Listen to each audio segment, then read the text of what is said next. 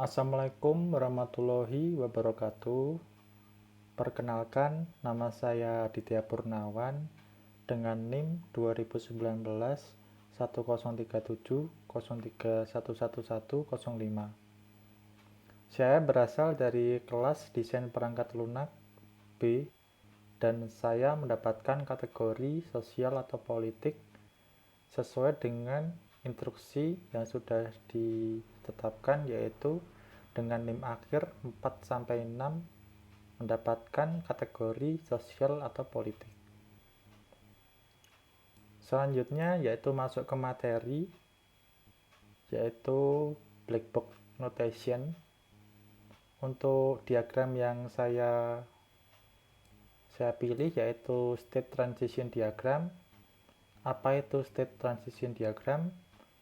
State transition diagram atau yang disebut STD ini adalah diagram yang digunakan untuk menggambarkan keadaan-keadaan yang menjadi perilaku sistem. Notasi yang digunakan untuk membuat state transition diagram ada dua, yaitu yang pertama state yang disimbolkan dengan segi 4 dan state transisi state atau perubahan state yang disimbolkan dengan anak panah. Ada dua jenis state, yaitu state awal dan state akhir. Initial state hanya diperbolehkan satu saja, sedangkan final state dapat lebih dari satu. Dikatakan final state jika tidak ada perubahan keadaan dari keadaan tersebut ke keadaan lainnya. Jika ternyata masih ada dan final state-nya hanya satu, maka akan terjadi looping terus-menerus tanpa pernah berhenti. Selanjutnya di sini ada contoh dari state transition diagram pada aplikasi pencarian data penduduk. Di sini saya membuat sebuah aplikasi yang diperuntukkan untuk RT atau RW untuk memudahkan dalam pencarian data penduduk maupun mengubah data penduduk. Sebagian besar untuk RT dan RW itu masih menggunakan sistem manual dengan cara pendataan manual dengan menggunakan sistem buku atau pendataan manual. Di sini saya membuat sebuah aplikasi ini agar memudahkan RT atau RW dalam mendata data penduduk. Untuk STD ini saya mulai dari registrasi, lalu login. Setelah login, kita menginputkan, masukkan RT atau RW tersebut menginputkan identitas penduduk.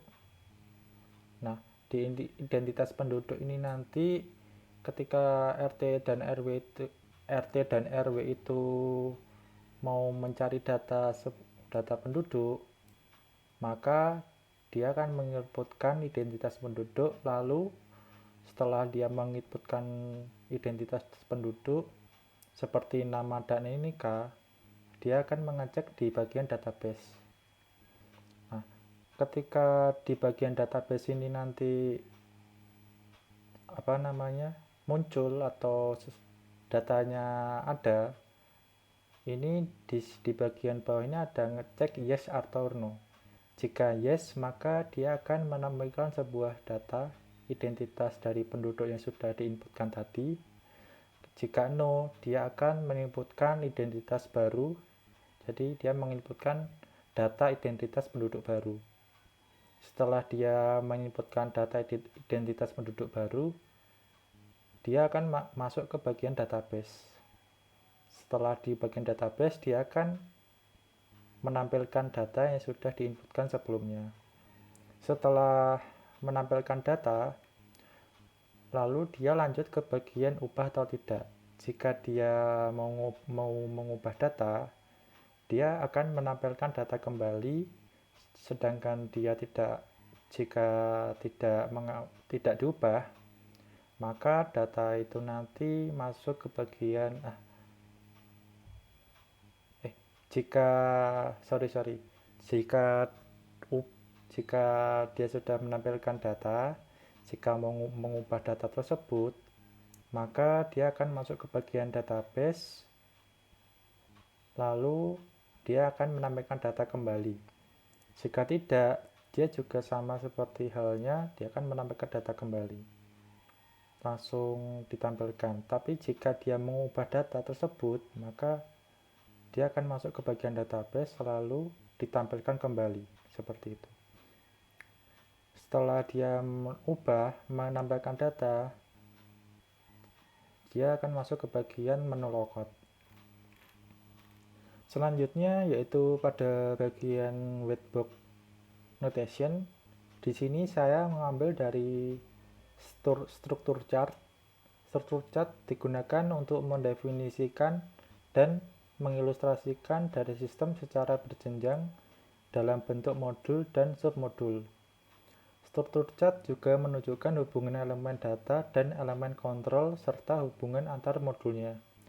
Sehingga struktur chart dapat memberikan penjelasan yang lengkap dari sistem dipandang dari elemen data, elemen kontrol, modul, dan hubungan antar modulnya.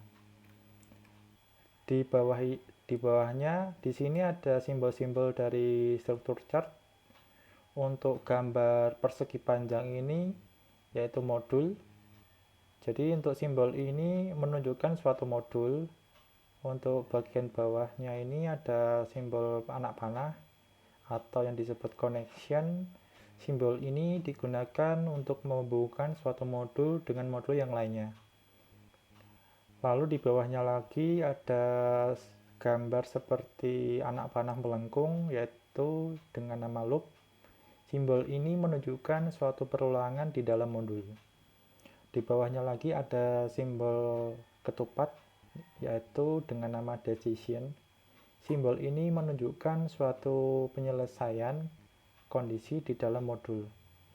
Lalu yang terakhir ada gambar bulatan kecil yang padat dan tidak berisi atau yang disebut couple. Simbol ini menunjukkan suatu data atau elemen yang dikirimkan dari satu modul ke modul lainnya. Anak panah dengan lingkaran yang kosong menunjukkan data yang dikirimkan. Sedangkan anak panah dengan lingkaran yang padat menunjukkan elemen kontrol yang dikirimkan. Untuk struktur chart ini saya menggunakan diagram sesuai dengan HIPPO atau yang disebut hierarki plus input process output. Jadi HIPPO ini adalah alat komunikasi program yang dikembangkan dan didukung oleh IBM. Tetapi kini HIPPO juga telah digunakan sebagai alat bantu untuk merancang dan mendokumentasikan siklus pengembangan sistem. HIPPO telah dirancang dan dikembangkan secara khusus untuk menggambarkan suatu struktur bertingkat guna memahami fungsi-fungsi dari modul-modul suatu sistem. Dan HIPPO juga dirancang untuk menggambarkan modul-modul yang harus diselesaikan oleh pemrogram. HIPPO tidak dipakai untuk menunjukkan instruksi-instruksi program yang akan digunakan. Di samping itu, HIPPO menyediakan penjelasan yang lengkap dari input yang akan digunakan, proses yang akan dilakukan, serta output yang diinginkan. Dan di bawahnya ini adalah contoh dari struktur chart HIPPO pada aplikasi pencarian data penduduk. Jadi di bagian aplikasi pencarian data penduduk ini, yang pertama ada login. Ketika kita login, kita akan menginputkan data login. Setelah kita menginputkan data login, dia akan mengecek atau memvalidasi data yang sudah diloginkan tadi, apakah itu benar. Jika benar, dia akan masuk ke bagian menu selanjutnya. Lalu yang kedua di sini ada input identitas penduduk.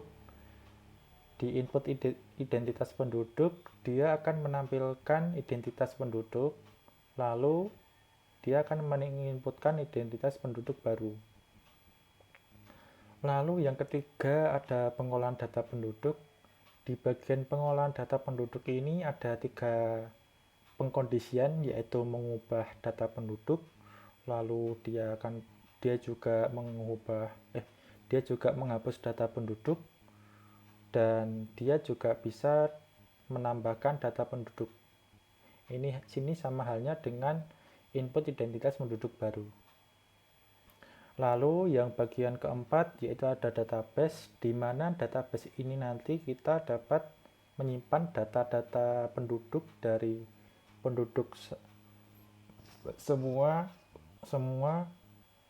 data-data penduduk dari satu RW maupun satu RT lainnya. Mungkin seperti itu penjelasan dari saya mengenai whitebook notation dan blackbook notation. Kurang lebihnya mohon maaf. Terima kasih.